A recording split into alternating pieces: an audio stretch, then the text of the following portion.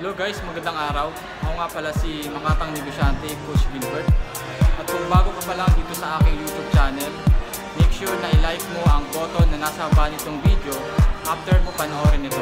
At mag-subscribe ka na rin upang maging updated ka sa mga video na aking i-upload. At ngayong araw, andito ako ngayon sa Ortigas to attend Shopify Meetup. Make sure na tapusin mo ang buong video na ito dahil kasama ko ngayon ang mga bigatin sa e-commerce industry at malalaman mo ang latest news regarding sa e-commerce. Dito rin ang representative from Google to share important information regarding sa e-commerce industry.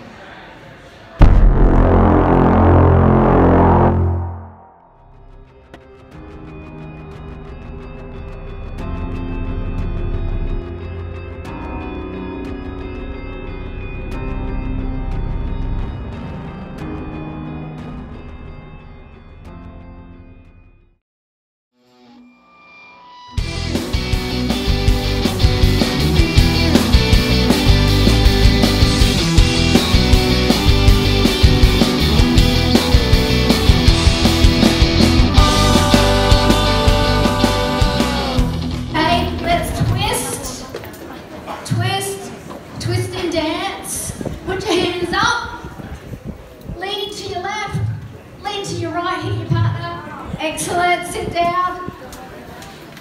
And just before we bring him on,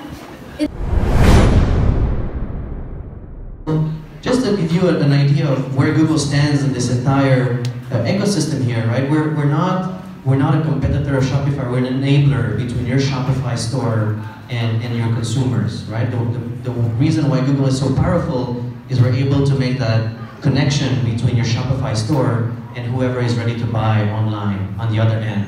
And the beauty here is that the consumer side is just increasing very, very fast.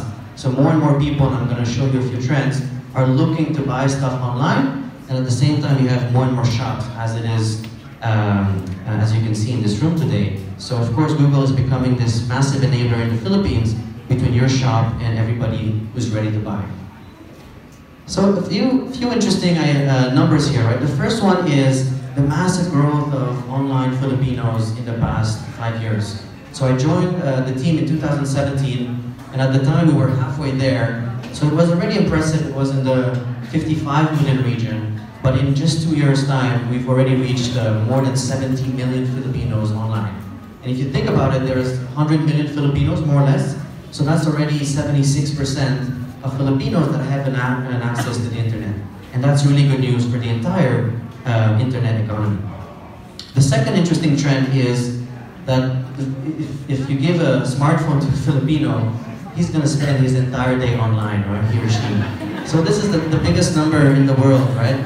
Filipinos spend on average, connected Filipinos spend on average 10 hours a day connected to the internet, and that's the biggest number across the entire world. That's really, really impressive.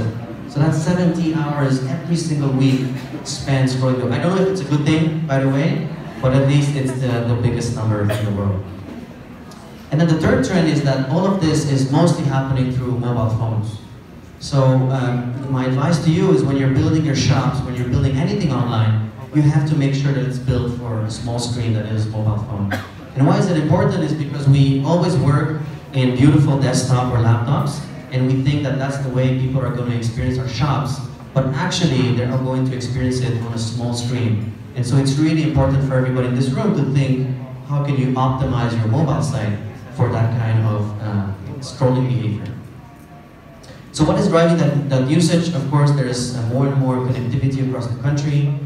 This is a notable fact. So 4G coverage is expanding very fast. By end of next year, we're going to have 80% of the country that will have an access to 4G. The second reason is cheaper data plans, right? So the internet providers, so Globe and Smart, they've done what we call sachet marketing applied to data plans. So they've reduced the price of each pack of data. So now with 5 peso, 10 peso, you can get online by just buying a small load, which wasn't the case before. So many people that couldn't afford data can now access it much better. And then finally, the prices of smartphone is also falling. So Huawei, Oppo, Vivo, Cherry Mobile are very aggressive in the market, so everybody can now afford a smartphone. and a data plan, and have connectivity. So this is driving internet usage across the country. So what does it mean for online buyers? Remember the consumer part I was mentioning is that the number of people buying online is simply exploding. So from 2015 to 2025, we expect a 5x increase in the number of online buyers. So Filipinos buying online. It can be an online ticket or an airline ticket. It can be any of your products. So 42 million Filipinos buying online by 2025. That's a huge number. Imagine if only 1% of those people will get to your store. Imagine the amount of sales you would be able to do.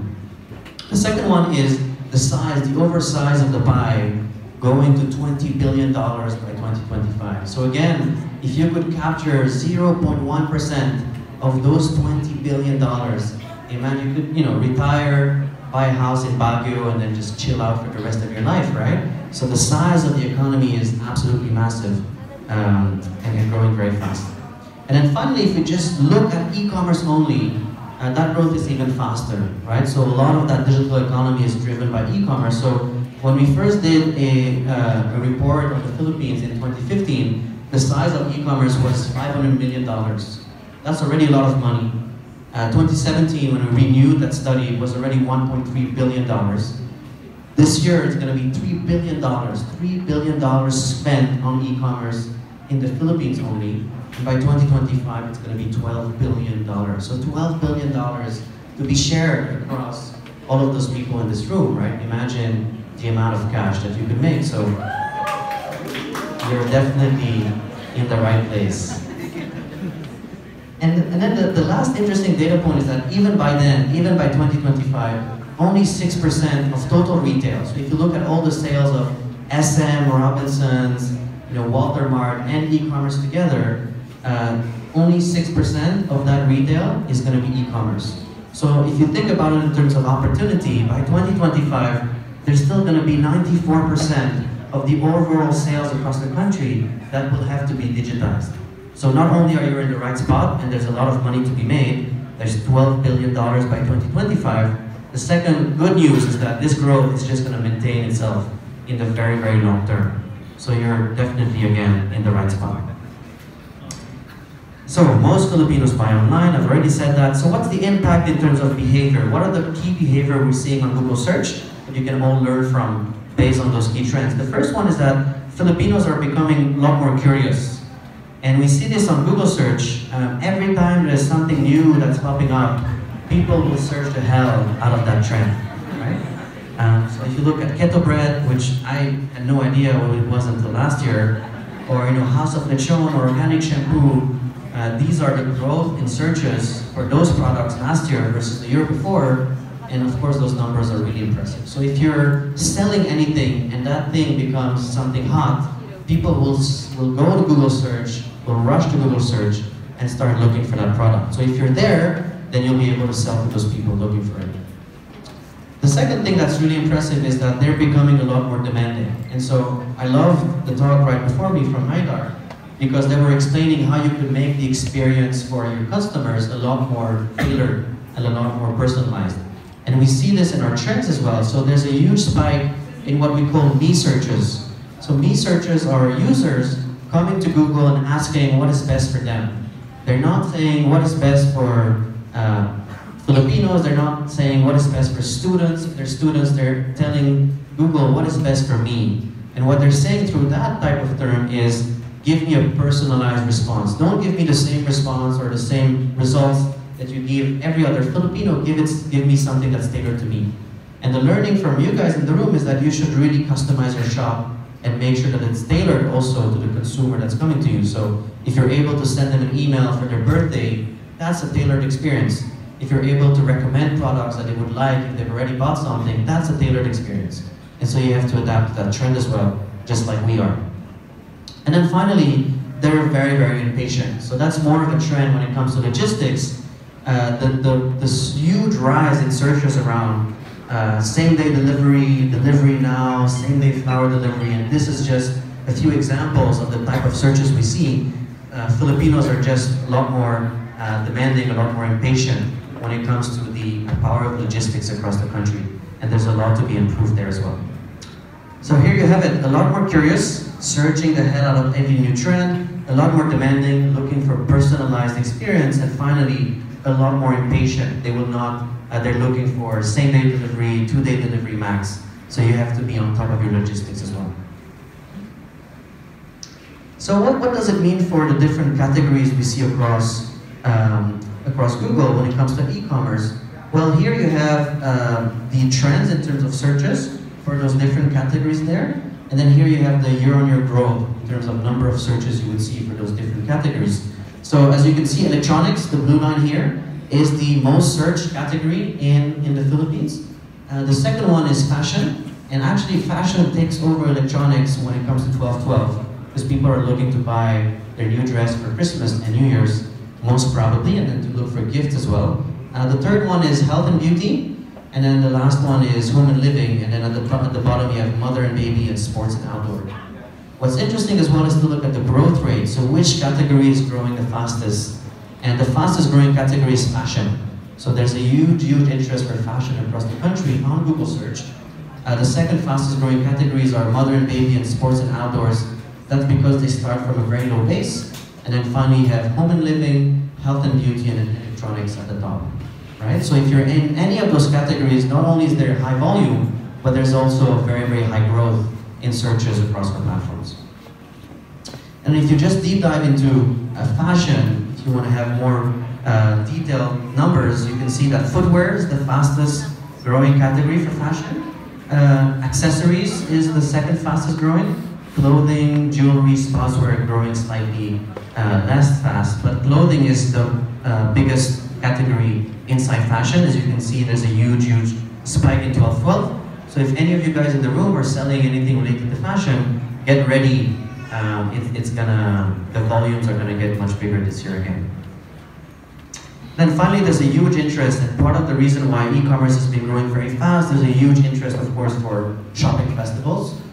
So this is the growth rate, the volumes 2017 versus 2018 on all of those different shopping festivals. And of course, the interest is growing very fast.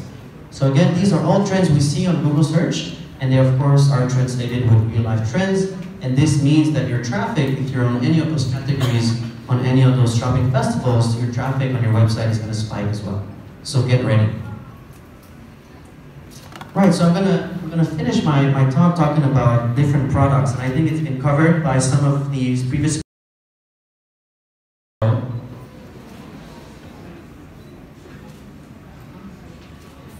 Hi guys, I'm Tony. I'm here with my team, Shopify. There are 2 of us, and we have the booth there over corner, and we have some kind of giveaways at 5 p.m. So feel free to join the survey, and at the 5 p.m. we'll actually get a winner. So, I actually was born in Hanoi, in Vietnam, 1986, but to be honest, grew up in Russia, Moscow.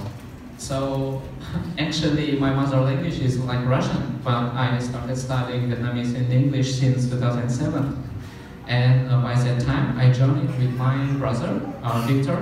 He's also here, and we actually established a company. With Shopify, we joined it in 2017 when we released our app, and it's Shopify. So right now it's #1 on the page builder category, in top 15 on all apps category.